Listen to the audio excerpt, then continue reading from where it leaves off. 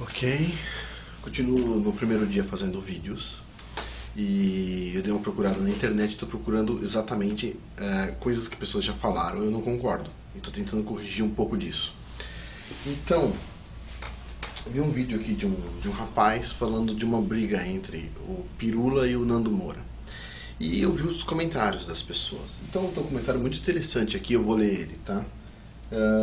Diz assim no comentário: Pirula, tá, com 2 L's, é um cientista que usa o canal dele para divulgar ciência, enquanto que Nando Moura é um músico e professor de música, cristão que só fala sobre o que não entende bulhufas. Então o que eu acho interessante é que o Pirula, ele não entende bulhufas do que ele fala também, tá?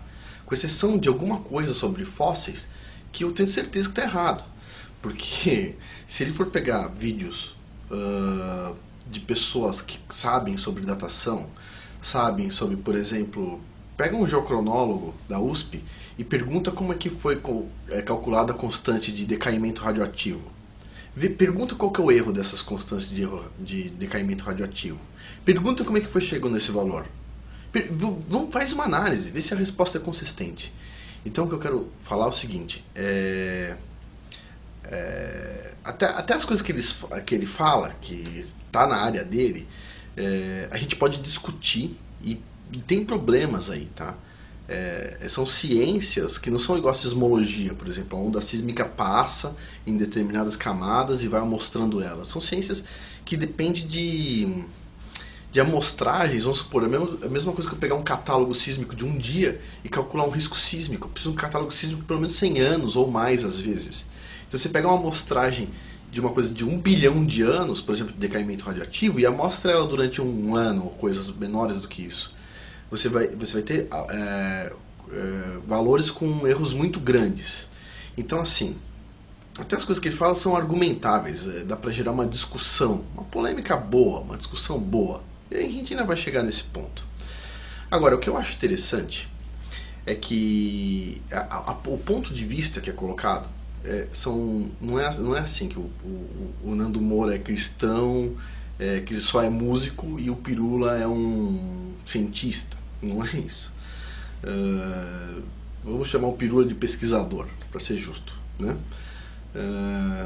Não seria justo confundir com um cientista, uma pessoa que estuda vários campos da ciência ao mesmo tempo de forma profissional. Seria um pouco desonesto isso.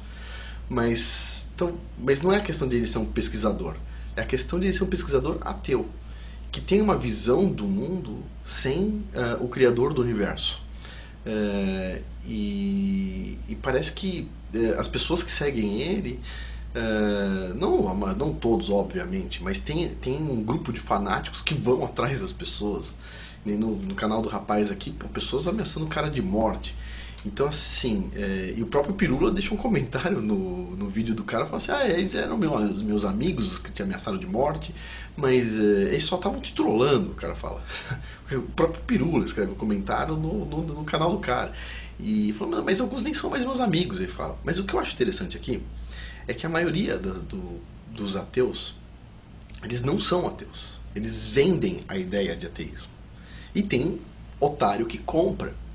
Mas a maioria dos ateus, eles acreditam num outro Deus, vamos supor assim.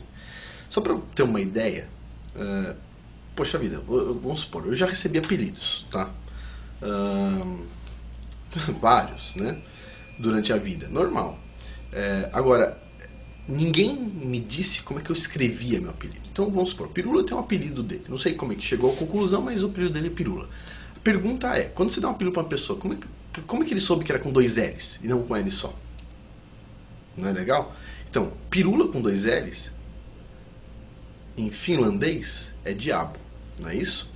E Pirula com L só não é nada. Então o cara escreve o nome dele é diabo em finlandês. O apelido dele é diabo em finlandês. Então, seria de se pensar de que o cara, ele não é ateu, não é verdade? Tipo, essas coisas não passam batidas por ninguém. Então, o que eu digo assim, a gente tem que tomar cuidado, porque o primeiro passo para ir pro outro lado, então o lado do bem, é você chegar no lado neutro. Então, vamos trazer todo mundo pro neutro. Depois a gente carrega pro outro lado. Como o pessoal diz aqui nos Estados Unidos, o diabo ele não veste capa vermelha, ele não tem rabo e chifre, tá? O diabo anda de Harley Davidson. O diabo é sedutor. O Satanás é sedutor. Isso é uma verdade. Ele te seduz de alguma forma. Se ele fosse horroroso, de chifre e garfo, ia ser difícil convencer as pessoas. Ele tem que ter uma carapuça.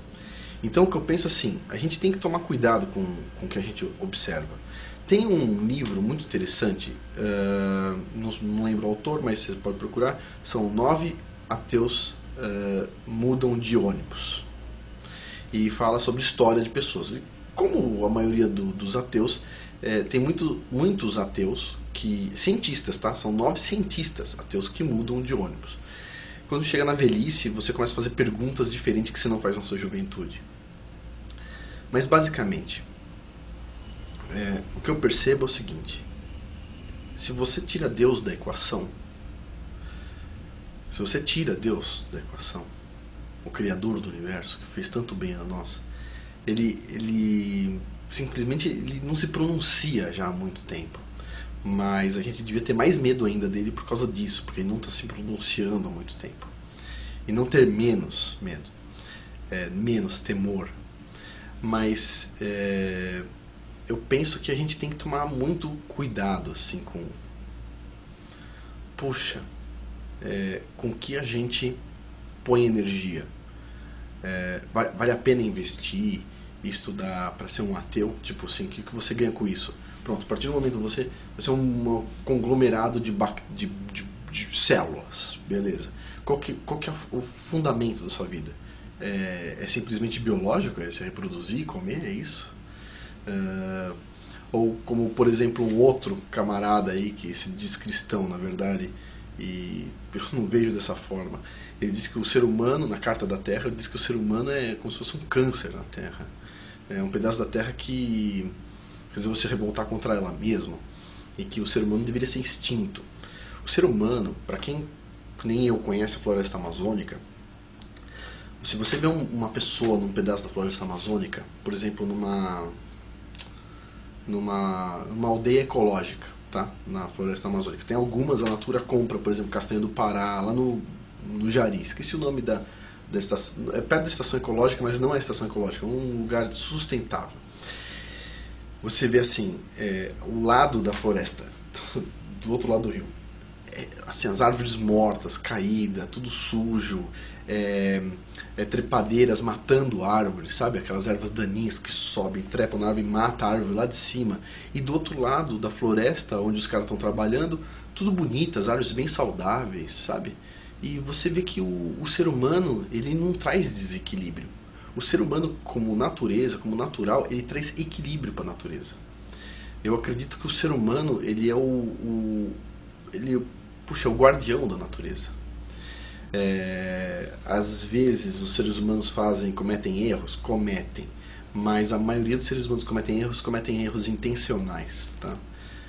Se você pegar uma pessoa simples, ela vai saber cuidar da fazenda dela, do sítio dela, ou da casa dela, ou de qualquer coisa que ela cuida, dos animais, do cachorro e tudo mais, com muito carinho. Eu acho que o ser humano ele é especial, e eu acho que a gente tem que dar atenção para esse tipo de coisa. Então, assim, de forma geral, o que eu quero falar é o seguinte: o Nando Moura grita um pouco, etc, tal, porque ele fica nervoso. Imagina quantas pessoas xingam esse cara sem necessidade nenhuma. Não gostou do canal do cara, que nem aqui, você está assistindo, não gostou? Clica lá no xizinho, entendeu? Sai fora. Isso aí, sem drama. Tem que fazer drama. Se você vai fazer draminha, vai lá, aperta dislike ou qualquer coisa do tipo, vai fazer draminha, que você é da geração Snowflake, que eu já falei aqui, floco